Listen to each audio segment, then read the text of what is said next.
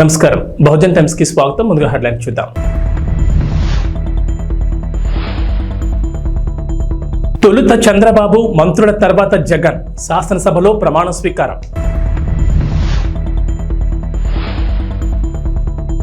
పోచారం శ్రీనివాసరెడ్డి ఇంటికి సీఎం రేవంత్, కాంగ్రెస్ లోకి ఆహ్వానం.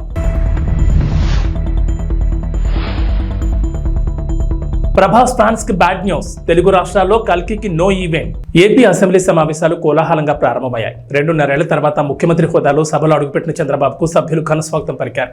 అప్పటికే సభకు చేరుకున్న పవన్ చంద్రబాబును కలిసి ఆలింగనం చేసుకున్నారు. ఈ సందర్భంగా సభ్యులు నినాదాలతో హోరెత్తించారు. నిజం గెలిచింది, ప్రజాస్వామ్యం గెలిచింది, గౌరవ సభకు స్వాగతం అంటూ సభ్యులు పెద్ద ఎత్తున నినాదాలు చేశారు. అనంతరం ప్రొటెం స్పీకర్ గోరంట్ల బుచ్చయ్య చౌదరి తన స్థానంలో ఆసీనులయ్యాక జనగణమన గీతాన్ని ఆలపించారు. అనంతరం సభ్యులకు ప్రొటెం స్పీకర్ సభా నియమాలు వివరించారు. ఆ తర్వాత ముఖ్యమంత్రి చంద్రబాబు నాయుడు ఎమ్మెల్యేగా ప్రమాణ స్వీకారం చేశారు. అనంతరం సభా నియమాలు పాటిస్తానని మరోమారు ప్రమాణ స్వీకారం చేశారు. దాదాపు సభ్యులందరూ దైవ సాక్షిగానే ప్రమాణం చేశారు. మంత్రుల ప్రమాణ స్వీకారం తర్వాత వైసీపీ అభ్యర్థన మేరకు వైసీపీ అధినేత జగన్ ప్రమాణం చేశారు. తొలుత చంద్రబాబు నాయుడు తర్వాత Janasena chief deputy CM Konidela Pawan Kalyan ప్రమాణం చేశారు. ఆ తర్వాత వరుసగా Anitha, Atchannaidu, TG Bharath, Kandula Durgesh, NMD Farooq, BC Janardhan Reddy, Payyavula Keshav, Nara Lokesh, Nadendla Manohar, Ponguru Narayana, Kolusu Parthasarathy, Nimmala Ramanaidu, Anam Ramanarayana Reddy, Mandipalli Ramprasad Reddy, Gottipati Ravikumar, Kollu Ravindra, Kommadi Sandhyarani, Satyakumar Yadav, Anagani Satyaprasad, S Savitha, Dola Balaveeranjaneya Swamy, Srinivas, Kondapalli, Vasantha Reddy Subhash ప్రమాణ స్వీకారం చేశారు. శ్రీ నారా చంద్రబాబు నాయుడు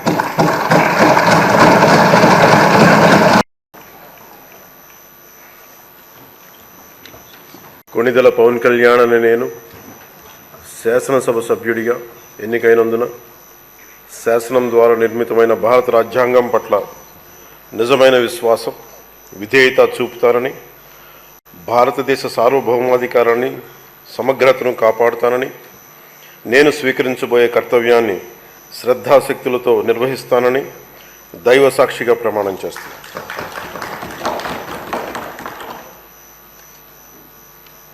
కొణిదెల పవన్ కళ్యాణ్ అని నేను ఆంధ్రప్రదేశ్ శాసనసభ సభ్యుడైన ఆంధ్రప్రదేశ్ శాసనసభ సభ్యుడైన కొణిదెల పవన్ కళ్యాణ్ అని నేను సభా నియమాలకు కట్టుబడి ఉంటానని, వాటిని అనుసరిస్తానని, సభా మర్యాదలను పాటిస్తానని, సాంప్రదాయాలను గౌరవిస్తానని దైవ సాక్షిగా ప్రమాణం చేస్తాను.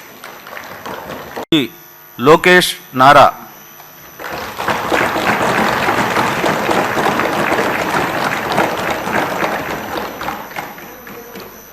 నారా లోకేష్ అనే నేను శాసనసభ సభ్యుడినైన ఎన్నిక అయినందుకు శాసనం ద్వారా నిర్మితమైన భారత రాజ్యాంగం పట్ల నిజమైన విశ్వాసం, విధేయత చూపుతానని, భారతదేశ సార్వభౌమ అధికారాన్ని, సమగ్రతను కాపాడుతానని, నేను స్వీకరించబోయే కర్తవ్యాలను శ్రద్ధాశక్తులతో నిర్వహిస్తానని దైవ సాక్షిగా ప్రమాణం చేస్తున్నాను.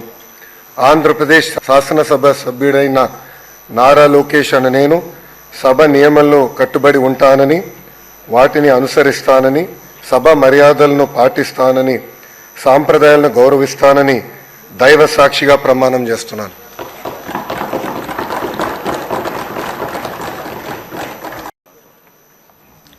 కోనేటి ఆదిమూలనే నేను శాసనసభ సభ్యుడిగా ఎన్నికైనందున శాసనం ద్వారా నిర్మాణమైన భారత రాజ్యాంగం పట్ల నిజమైన విశ్వాసం, విధేయత చూపుతానని, భారతదేశ సార్వభౌమాధికారాన్ని, సమగ్రతను కాపాడుతానని, నేను స్వీకరించబోయే కర్తవ్యాన్ని శ్రద్ధ శక్తులతో నిర్వహిస్తానని దైవ సాక్షిగా ప్రమాణం చేస్తున్నాను. ఆంధ్రప్రదేశ్ శాసనసభ సభ్యుడైన కోనేటి ఆదిమూలని నేను సభా నియమాలకు కట్టుబడి ఉంటానని, వాటిని అనుసరిస్తానని, సభా మర్యాదలను పాటిస్తానని, సాంప్రదాయాలను గౌరవిస్తానని దైవ సాక్షిగా ప్రమాణం చేస్తున్నాను.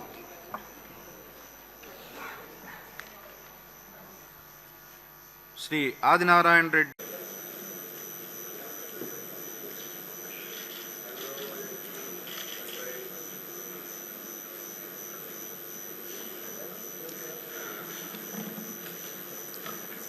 వైఎస్ జగన్మోహన్ అనే నేను, జగన్మోహన్ రెడ్డి అనే నేను శాసనసభ సభ్యునిగా ఎన్నికైనందున శాసనం ద్వారా నిర్మితమైన భారత రాజ్యాంగం పట్ల నిజమైన విశ్వాసం, విధేయత చూపుతానని, భారతదేశ సార్వభౌమాధికారాన్ని, సమగ్రతను కాపాడుతానని, నేను స్వీకరించబోయే కర్తవ్యాన్ని శ్రద్ధాసక్తులతో నిర్వహిస్తానని దైవసాక్షిగా ప్రమాణం చేస్తున్నాను. ఆంధ్రప్రదేశ్ శాసనసభ సభ్యుడైన వైఎస్ జగన్మోహన్ రెడ్డి అనే నేను సభా నియమాలకు కట్టుబడి ఉంటానని, వాటిని అనుసరిస్తానని, సభా మర్యాదలను పాటిస్తానని, సాంప్రదాయాలను గౌరవిస్తానని దైవసాక్షిగా ప్రమాణం చేస్తున్నాను.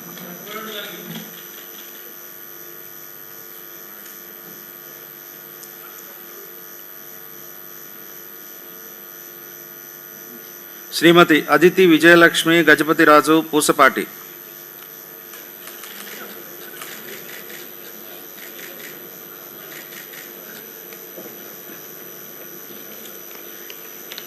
మాజీ మంత్రి కొడాలి నానిపై కేసు నమోదైంది. ఆయనతో పాటుగా సన్నిహితుడు శశిభూషణ్ సహా మరో 3 కేసు ఫైల్ చేశారు. ఎన్నికలకు ముందు తమతో బలవంతంగా పదవులకు రాజీనామా చేయించారని వాలంటీర్లు గుడివాడ పోలీసులకు ఫిర్యాదు చేశారు. దీంతో కొడాలి నానితో పాటుగా ఆయన సన్నిహితులు మరో 2 కేసులు నమోదు చేశారు పోలీసులు. కొడాలి నానితో పాటు ఆయన సన్నిహితుడు దుక్కుపాటి శశిభూషణ్, గుడివాడ పట్టణ వైఎస్ఆర్సీపీ అధ్యక్షుడు గొర్ల శ్రీను, మరో 2 వైఎస్ఆర్సీపీ నేతలపై 447, 506 ఐపీసీ సెక్షన్ల కింద పోలీసులు కేసు నమోదు చేసినట్లు తెలుస్తోంది. మరోవైపు కొడాలి నాని తాడేపల్లి జగన్ నివాసంలో జరిగిన వైఎస్ఆర్సీపీ సమావేశంలో పాల్గొన్నారు. అక్కడ చర్చించిన అంశాలపై మాట్లాడారు. చంద్రబాబు ఎన్నికల్లో దొంగ వాగ్దానాలు ఇచ్చి అధికారంలోకి వచ్చారని మండిపడ్డారు. విశాఖలోని ఋషికొండపై టీడీపీ తప్పుడు ప్రచారం చేస్తోందని ధ్వజమెత్తారు. ఎన్నికల్లో హామీ ఇచ్చిన సూపర్ 6 ఎప్పుడు అమలు చేస్తారో చెప్పాలని కూటమి ప్రభుత్వాన్ని ప్రశ్నించారు. నిరుద్యోగులకు ఇస్తామన్న 3,000 ఇవ్వాలన్నారు.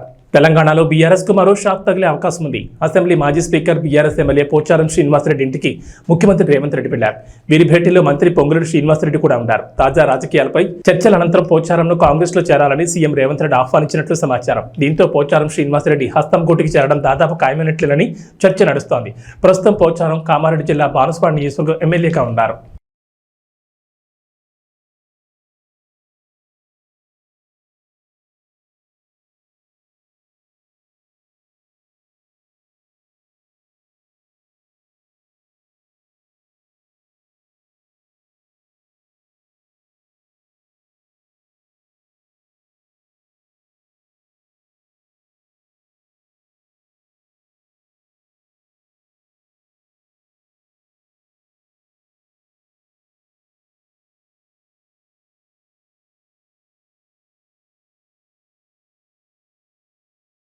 హైదరాబాద్ కలెక్టరేట్లో ఆషాఢ మాసం బోనాల ఉత్సవాలపై తెలంగాణ రాష్ట్ర రవాణా బీసీ సంక్షేమ శాఖ మంత్రి పొన్నం ప్రభాకర్ జిల్లా స్థాయి అధికారులతో సమీక్ష నిర్వహించారు.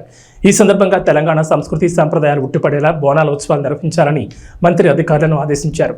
రాష్ట్రంలో కాంగ్రెస్ ప్రభుత్వం ఏర్పడిన తర్వాత మొదటిసారి జరుపుకుంటున్న బోనాల ఉత్సవాలను గతంలో కంటే ఘనంగా జరిగేలా చూడాలని అధికారులకు చెప్పారు. జిల్లా పరిధిలోని 2,400 ఆలయాలకు ఇచ్చే చెక్కుల పంపిణీని త్వరగా పూర్తయ్యేలా చర్యలు చేపట్టాలని అధికారులను ఆదేశించారు. ఇక ఈసారి ఆలయాలకు ఇచ్చే డబ్బులను పెంచాలన్న విజ్ఞప్తిని దేవాదాయ శాఖ మంత్రి కొండా సురేఖ ఆధ్వర్యంలో సీఎం రేవంత్ రెడ్డి దృష్టికి తీసుకెళ్లామని మంత్రి వెల్లడించారు. బోనాల సందర్భంగా ఆలయాలకు వచ్చే భక్తులకు అవసరమైన సౌకర్యాలు కల్పించాలని సూచించారు. కాగా వచ్చే నెల 7వ తేదీ నుంచి బోనాల ఉత్సవాలు ప్రారంభం కానున్నాయి. సింగరేణి కూడా ఏపీలోని విశాఖ స్టీల్ ప్లాంట్ పరిస్థితి వచ్చే అవకాశం ఉందని బీఆర్ఎస్ వర్కింగ్ ప్రెసిడెంట్ కేటీఆర్ సంచలన వ్యాఖ్యలు చేశారు. సింగరేణికి గనులు దక్కకపోవడానికి కారణం బీజేపీ, బీఆర్ఎస్ పార్టీలే కారణమని డిప్యూటీ సీఎం భట్టి విక్రమార్క చేసిన కామెంట్లకు కేటీఆర్ కౌంటర్ ఇచ్చారు. తెలంగాణ భవన్లో మీడియాతో మాట్లాడిన కేటీఆర్ కాంగ్రెస్, బీజేపీ కుమ్మక్కై ఉద్దేశపూర్వకంగానే సింగరేణికి గనులు కేటాయించట్లేదంటూ కేటీఆర్ కీలక ఆరోపణలు చేశారు. అందుకే వేలంపాట్లో పాల్గొన్నారంటూ భట్టి విక్రమార్క చెబుతున్నారంటూ చెప్పుకొచ్చారు. బొగ్గు గనుల కేటాయింపు జరగకపోతే సింగరేణి తీవ్రంగా నష్టపోయే అవకాశం ఉందని కేటీఆర్ పేర్కొన్నారు. గనులు లేకపోవడం వల్లే విశాఖ స్టీల్ ప్లాంట్లో పూర్తిగా కార్యకలాపాలు స్తంభించి ప్రైవేటు పరమయ్యే పరిస్థితికి వచ్చిందంటూ కేటీఆర్ వివరించారు. భవిష్యత్తులో సింగరేణి కూడా అలాంటి కథే పట్టబోతోందంటూ ఆందోళన వ్యక్తం చేశారు. వేలాది మందికి అన్నం పెట్టే సింగరేణిని కాపాడేందుకు కేసీఆర్ అప్పట్లో వేలంలో పాల్గొనలేదని కేటీఆర్ గుర్తు చేశారు. కేంద్రానికి లేఖ రాసి వేలంపాటను ఆపించారన్నారు. మొత్తం 4 బొగ్గు గనులకు వేలం పెట్టకుండా సింగరేణికి కేటాయించాలంటూ 2021 డిసెంబర్ 11న రేవంత్ రెడ్డి కూడా ప్రధాని నరేంద్ర మోడీకి లేఖను రాస్తారని గుర్తు చేశారు. అప్పుడు మాట్లాడిన ఆ మనిషి ఇప్పుడెందుకు వేలం విషయంలో స్పందించడం లేదంటూ కేటీఆర్ నిలదీశారు. కల్కి 2898 AD ఫైనల్ ట్రైలర్ ఈ రోజు సాయంత్రం 6 గంటలకు రిలీజ్ చేయబోతోంది మూవీ టీం. దీంతో అభిమానులంతా 1000 కళ్ళతో దీనికోసం ఎదురు చూస్తున్నారు. ఈ ట్రైలర్ చాలా అద్భుతంగా ఉంటుందని ఫ్యాన్స్ బలంగా నమ్ముతున్నారు. ఎందుకంటే ఈ ట్రైలర్కి సంబంధించిన కొన్ని విజువల్స్ ఇప్పటికే నెట్టింట్లో లీక్ అయ్యాయి. నాగ్ అశ్విన్ దర్శకత్వం వహించిన ఈ చిత్రం జూన్ 27న గ్రాండ్ గా రిలీజ్ కాబోతోంది. ముంబైలో జరిగిన ఫ్రీ రిలీజ్ ఈవెంట్ వల్ల బాలీవుడ్ లో మూవీపై బజ్ పెరిగింది.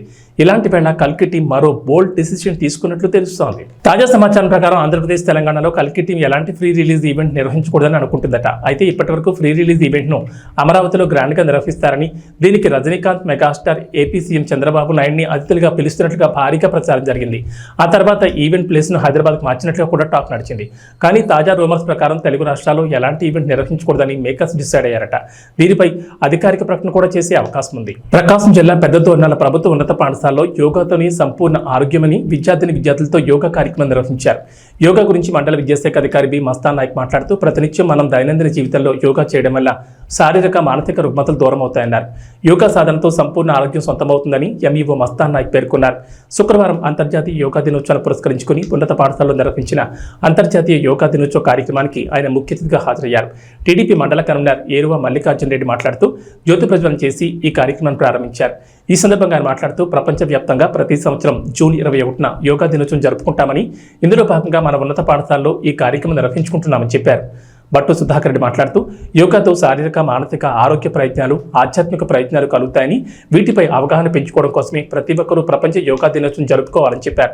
యోగా అంటే కేవలం శారీరక శ్రమ మాత్రమే కాదని, శ్వాస వ్యాయామాలతో కూడుకుని మనుషుల్లో ఉన్నటువంటి ఒత్తిడిని, ఆందోళన తగ్గించి వారిని నిరాశ, నిస్పృహ నుంచి బయటకు తీసుకురావడానికి ఉపయోగపడుతుందని చెప్పారు. ప్రిన్సిపల్ నారాయణ రెడ్డి, బీజేపీ అధ్యక్షులు వీరారెడ్డి, ఉపాధ్యాయులు తదితరులు పాల్గొన్నారు. ప్రభుత్వ ఉన్నత పాఠశాలలో ఈరోజు విద్యార్థుల ముందు యోగా దినోత్సవం జరుపుకోవటము, ఎన్డీఏ కూటమి తరఫున వచ్చిన ప్రతి ఒక్క నాయకులకు, ఈ ఉపాధ్యాయులకు, ప్రతి ఒక్కరికి సహకరించిన ఉపాధ్యాయులకు, విద్యార్థులకు ఈరోజు 170 దేశాలలో అంతర్జాతీయ యోగా దినోత్సవం జరుపుకోవటం ఎంతో, ఈ పాఠశాలలో జరుపుకోవటం ఈ మనలో మాకు ఎంతో సంతోషమైన విషయము.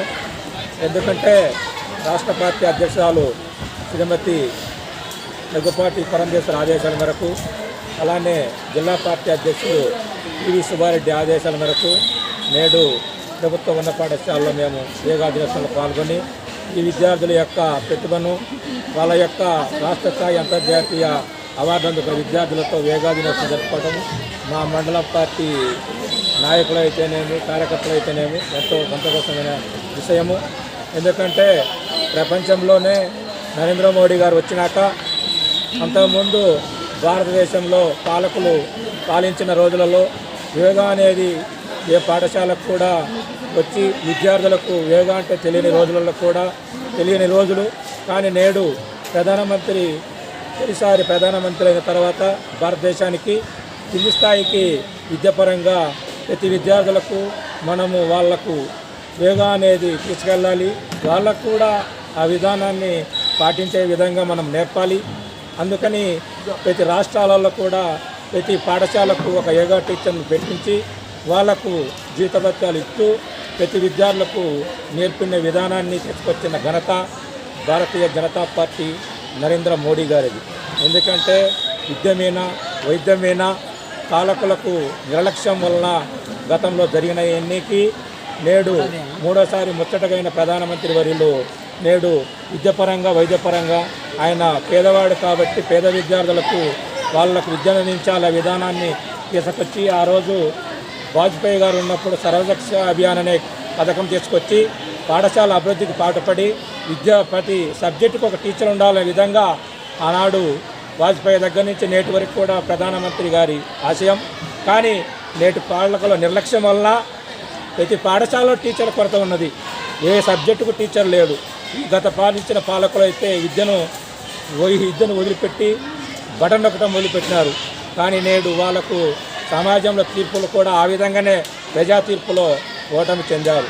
ఎందుకంటే పేదవాడికి కావాల్సింది విద్యము, వైద్యం. ఎందుకంటే ఆ రెండే ఎందుకంటే ప్రతి పేదవాడి పిల్లవాడు బడికి వెళ్ళాలి. గవర్నమెంట్ స్కూళ్ళలో కూడా ప్రైవేటు కన్నా గవర్నమెంటే మిన్నా అనే విధంగా ప్రధానమంత్రి తపన పడుతుంటే రాష్ట్రంలో అధికారం వచ్చిన గత ప్రభుత్వము నిర్లక్ష్యం వహించి వాళ్ళందరినీ ఇబ్బందుల పాలు చేసి చేసిన విధంగా విద్యార్థులు ఉపాధ్యాయులు కూడా ఆ ఇబ్బందులకు గురైనారు. ఎందుకంటే నాణ్యతమైన విద్య లేదు, నాణ్యతమైన ఫుడ్ లేదు. వాళ్ళకు ప్రభుత్వము కేంద్ర ప్రభుత్వం అందించిన ఏ ఫుడ్లో కూడా వాళ్ళకు అంతా డొల్లతనం చేసి తూతూ మంత్రంగా 5 సంవత్సరాలు వాళ్ళకు తీసుకొచ్చిన కేంద్రం పంపించిన నిధులు కూడా వాడుకొని బటన్ డొక్కా సరిపెట్టుకొని వాళ్ళ సొంత స్వలాభాల కోసం ఈ పథకాలను వాడేస్తున్నారు. కాబట్టి ప్రజా తీర్పు నేడు ఆ విధంగానే 175 సీట్లకు 164 సీట్లు ఎన్డీఏ కూటమికి ఈ రాష్ట్రంలో తీర్పిచ్చినారు. ఎన్డీఏ కూటమి అభ్యర్థి ముఖ్యమంత్రి వర్యులు జాతీయ తెలుగుదేశం పార్టీ అధ్యక్షుడు నారా చంద్రబాబు నాయుడు గారికి, అలానే జనసేన పార్టీ అధ్యక్షులు శ్రీ కొణిదెల పవన్ కళ్యాణ్ గారికి, డిప్యూటీ సీఎం గారికి, అలానే రాష్ట్ర పార్టీ అధ్యక్షులు శ్రీమతి దగ్గుపాటి పురంధేశ్వరి గారు, అలానే రాజమండ్రి పార్లమెంటు సభ్యులు, వీళ్ళందరికీ పేరున మా మండలం తరఫున. తిరుమలలో కల్పవృక్ష వాహనంపై రాజమన్నార్ అలంకారంలో శ్రీ ప్రసన్న వెంకటేశ్వర స్వామి రథం ఊరేగింపు జరిగింది. ఈ కార్యక్రమంలో పలువురు పాల్గొన్నారు.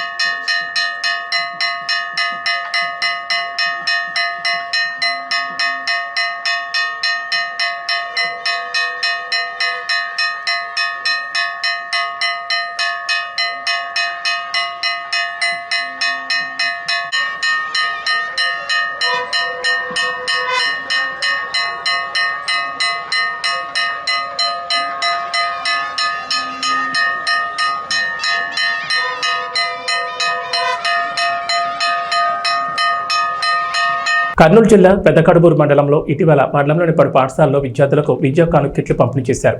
ఈ పంపిణీ కార్యక్రమంలో ఏమాత్రం ప్రోటోకాల్ పాటించకుండా మండలంలోని స్థానిక ఎంపీపీని, జడ్పీటీసీని, ఎంపీటీసీలను కానీ సర్పంచులు కానీ కార్యక్రమానికి ఆహ్వానించకుండా మండల స్థాయి అధికారులు ప్రవర్తిస్తున్నారని, అలాగే కార్యక్రమంలో ఏమాత్రం ప్రోటోకాల్ లేని వ్యక్తులతో పంపిణీ చేయిస్తున్నారని పెద్దకడుబూరు మండల అధ్యక్షురాలు బాపురం శ్రీవిద్య మండిపడ్డారు.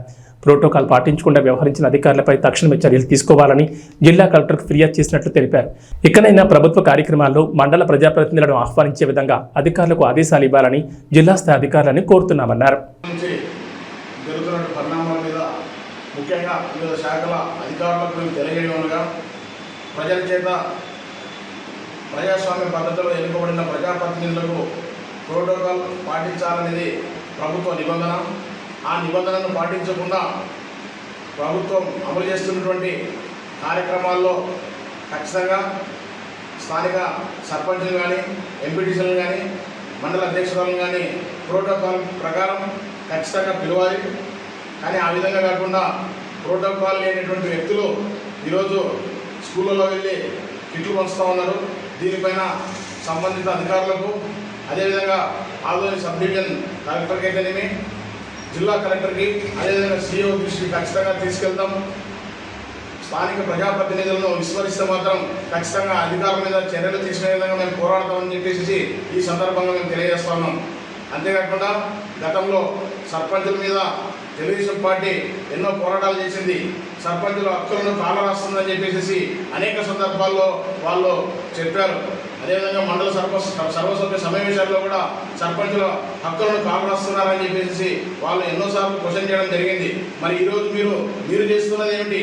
గత 10 రోజులుగా ఈ గ్రామంలో సర్పంచుకున్నటువంటి హక్కులను మీరు హరించి ఎవరో ఇన్ఛార్జీలను పెట్టి, ఒడ్డే పురుషోత్తమైనటువంటి వ్యక్తిని పెట్టి అరాచకంగా దాదాపు ఎన్ని కులాలు ఈ గ్రామంలో మీరు వేస్తూ ఉన్నారు. ఎవరిని సంప్రదించి చేస్తున్నారు?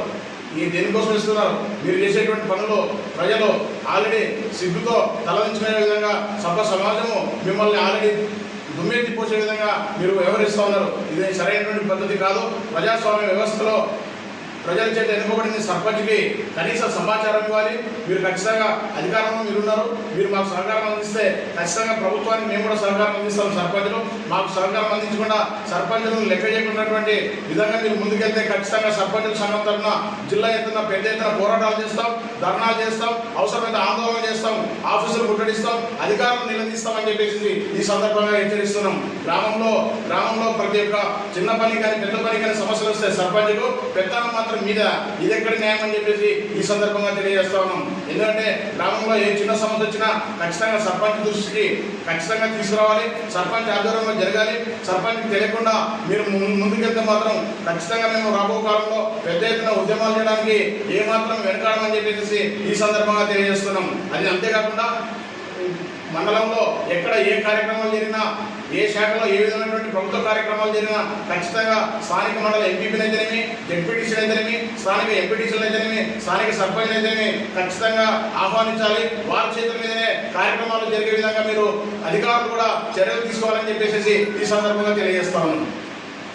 T20 వరల్డ్ కప్లో భాగంగా బార్బడోస్లోని కెన్సింగ్టన్ ఓవల్ వేదికగా గురువారం ఆఫ్ఘనిస్తాన్తో జరిగిన మ్యాచ్లో భారత్ 47 పరుగులతో ఘన విజయం సాధించిన విషయం తెలిసిందే. ఈ సునాయాస విజయం పట్ల భారత్ కెప్టెన్ రోహిత్ శర్మ ఆనందం వ్యక్తం చేశాడు. జట్టు సభ్యులందరూ అద్భుతంగా రాణించడం వల్లే విజయం సాధ్యమైందన్నారు. అలాగే స్థానిక పరిస్థితులపై విస్తృతమైన అవగాహన ఉండడంతో ప్రణాళికాబద్ధంగా వెళ్లి ఆల్రౌండ్ ప్రదర్శనతో ప్రత్యర్థి జట్టును చిత్తు చేసినట్టు తెలిపాడు.